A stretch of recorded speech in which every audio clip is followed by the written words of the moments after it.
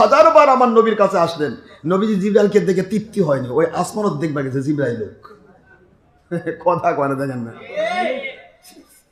নবীজি পাক সাল্লাল্লাহু আলাইহি সাল্লাম হাতিমে শোয়া, জিবরাইল ইসলাম এসে চিন্তা করে যদি ইয়া রাসূলকে ডাক দেই বেয়াদবি হবে, আর বেয়াদবি নবীর সাথে হলে আল্লাহ পাক আমার উপর গজব দেবে। রহমতের কোটি কোটি ফেরেশতার, লক্ষ কোটি ফেরেশতার ওস্তাদ মুআল্লিমুল মালায়েকা হযরতে জিবরাইল আলাইহিস সালাম, 600 পাখা, একটা পাখা ব্যবহার করলে গোটা জগৎটা ধ্বংস হয়ে যাবে, জিবরাইলের কিছু হবে না। সেই জিবরাইল ভাবতেছে আখেরি নবী ঘুমাচ্ছেন, আল্লাহ হুকুম করেছেন আল্লাহর দিদার দেবেন, আমি আখেরি নবীকে যদি জাগিয়ে দেই, ইয়া রাসূলুল্লাহ বলে ডাক দেই, তাহলে আমার কত বড় বেয়াদবি হয়ে যাবে। এই জন্য জিবরাইল আলাইহিস সালাম আস্তে করে নিজের জিহ্বা মুবারক, মতান্তরে নরম গাল মুবারক আমার নবীজির পা মুবারকে স্পর্শ করতেছে। ডাকতে সাহস পায় না নবীকে জিবরাইল, আর সেই জিবরাইল দেখবার গেছে নবী আকাশত। এদের ওয়াজ কি গো, ওয়াজ শুনলেই তোমার সেই ইমান নষ্ট হবে। জিবরাইল আলাইহিস সালাতু ওয়াস সালাম গাল লাগা দিয়েছে, এখানেও কয় গাল আবার ফেরেশতা আসলো করতে, ফেরেশতা নূরের তুই, তারপর গাল কোত্থেকে হয়, তার আবার জিবা কোত্থেকে আসলো, কত গপ্প। আপনার কন্ত জিবরাইল আলাইহিস সালাম মানুষের আকারে আসতেন না? বুখারীর হাদিস, দাহিয়া কালবিরও তখন রূপ ধরে তিনি আসতেন। তো মানুষ তো কোনো মানুষ তো গাল ছাড়াই মানুষ হয় না, জিবা ছাড়া। কথা করে দেখেন না, এরা কয় জিবা পালো, কয় গাল পালো, কিন্তু পাগল নাকি কিছু বুঝি যায়। فأرسلنا إليهم روحنا فتمثل لها بشرا سويا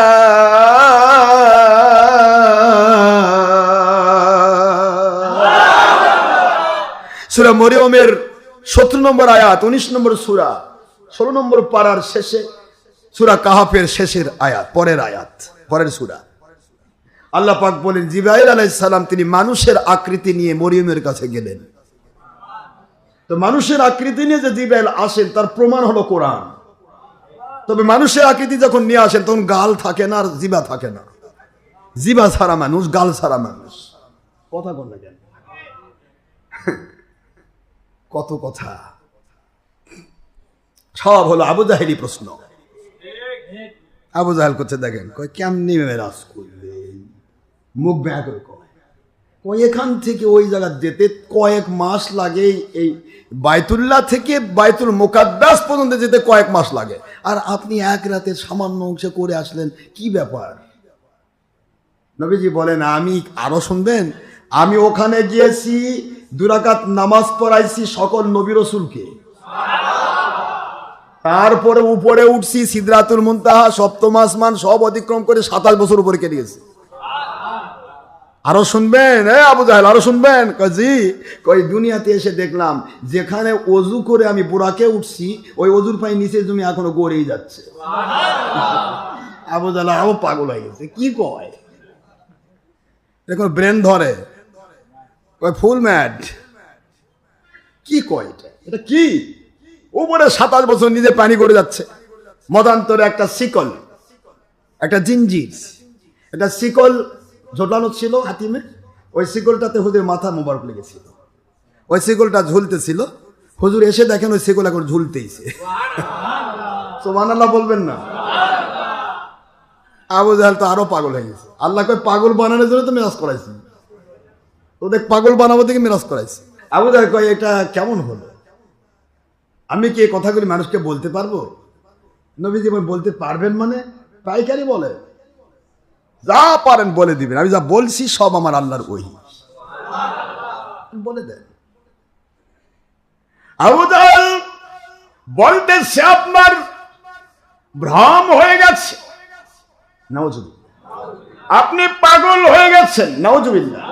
সঙ্গে সঙ্গে আল্লাহর আয়াত নাযিল হলো, আম্মা সাহিবুকুম বিমাজনুন,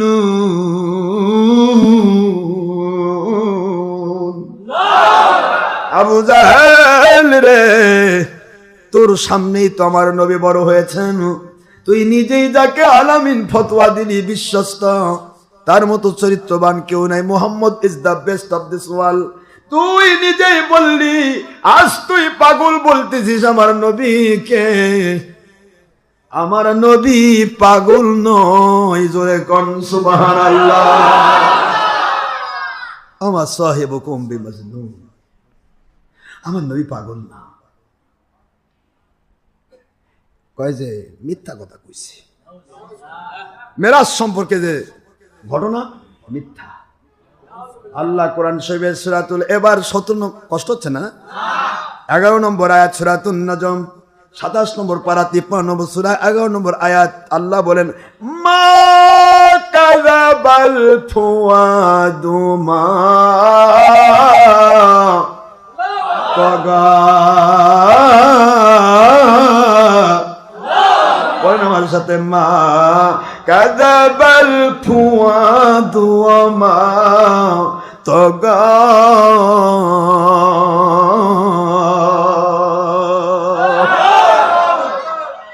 আবু জাহেলের গোষ্ঠী, আমার নবী মেরাজ নিয়ে যা বলেছে রে, একটা কথাও মিথ্যা বলেন নাই।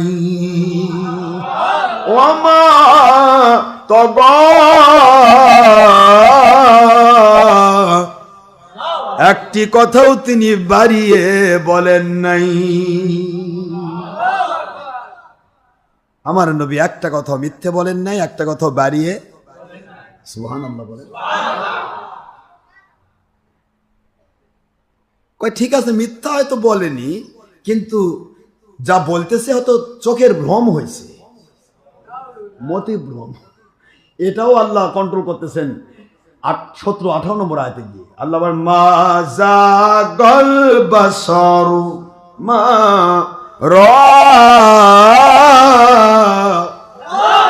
মা জাগাল বাসার, আমার নবীর দৃষ্টি ভ্রম হয়নি।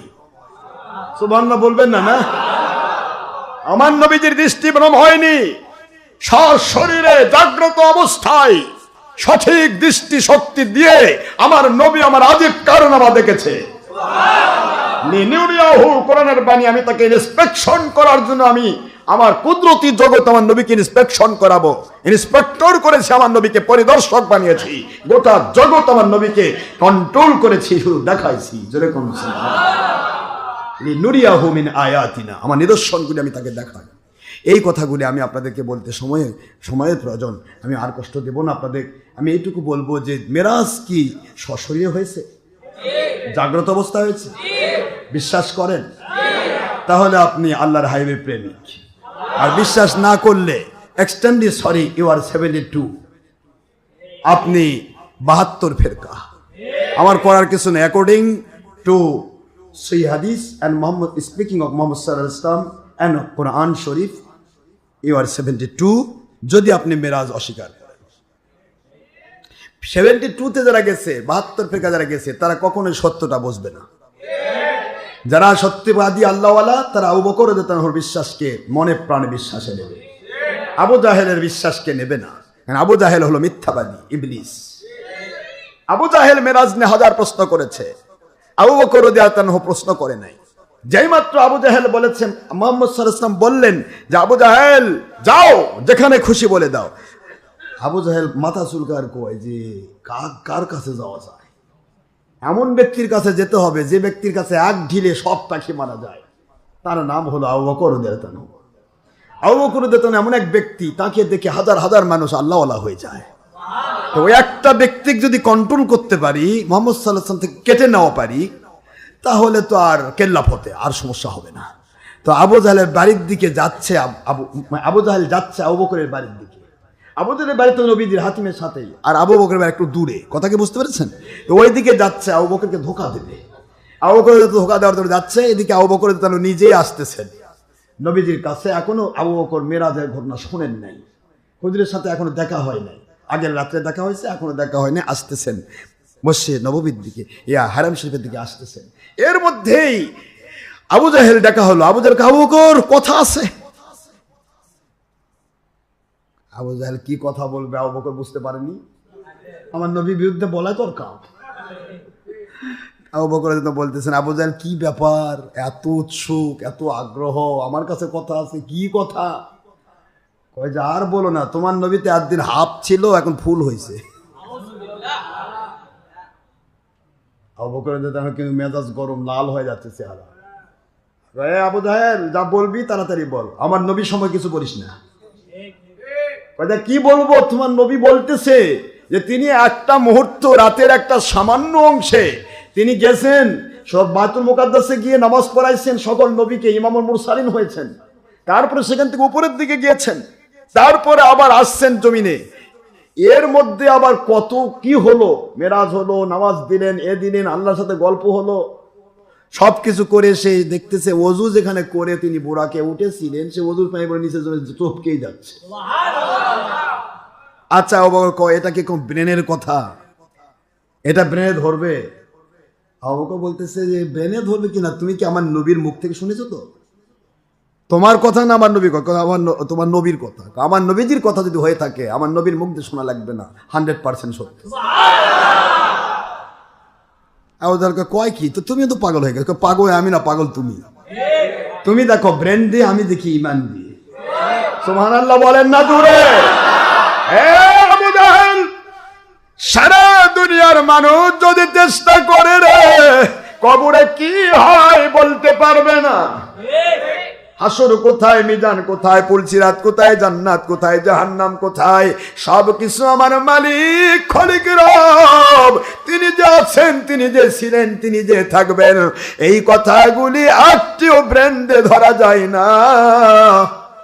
ব্রেনের পাওয়ার যেখানে শেষ হয়ে যায়, সেখানে ইমানের পাওয়ার দিয়ে দেখতে হয়, আর ইমানের পাওয়ার তাকে জান্নাত পর্যন্ত পৌঁছায়া দেয়।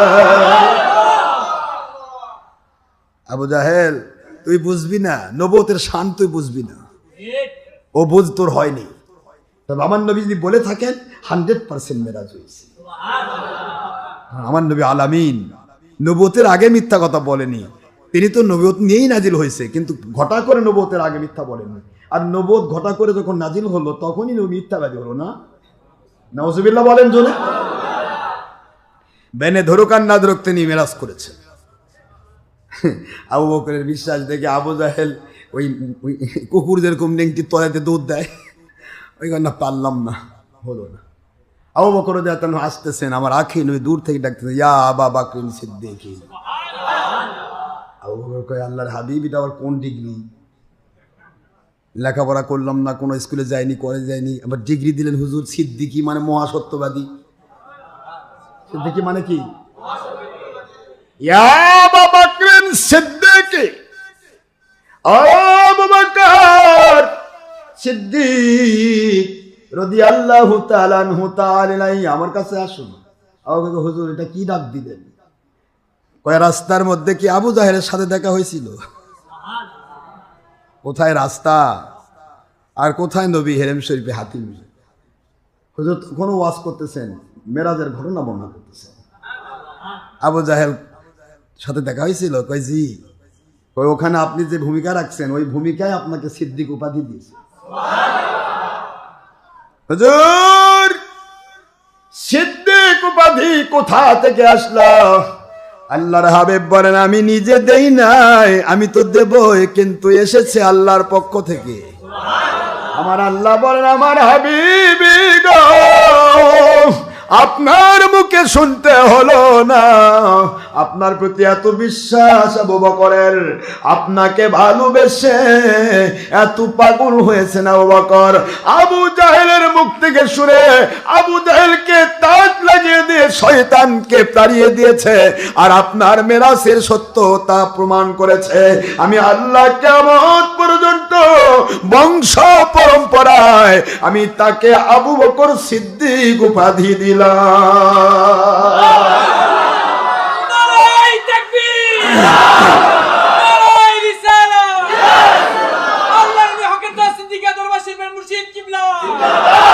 মহাসত্যবাদী আবু বকর, সুবহানাল্লাহ।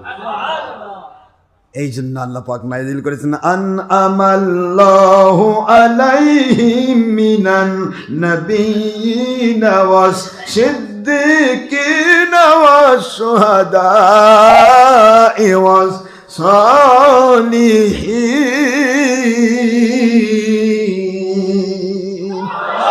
وحسن أولئك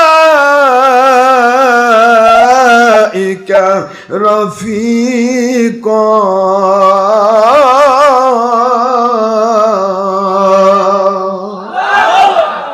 সূরাতুন নিসা 70 নম্বর আয়াত শরীফে আল্লাহ বলেন নিয়ামত প্রাপ্ত বান্দা নবীগণ সিদ্দিকগণ। সুবহানাল্লাহ বলেন না জোরে।